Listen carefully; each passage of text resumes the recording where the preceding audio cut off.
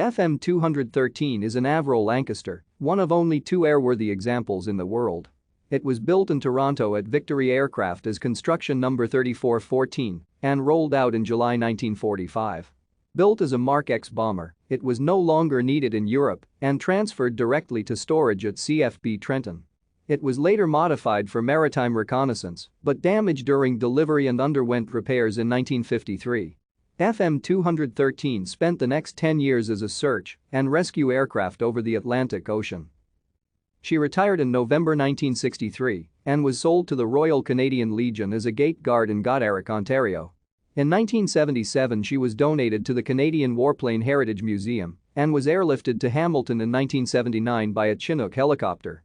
She underwent lengthy restoration before taking flight once again in September 1988 and has been flying about 50 hours a year since.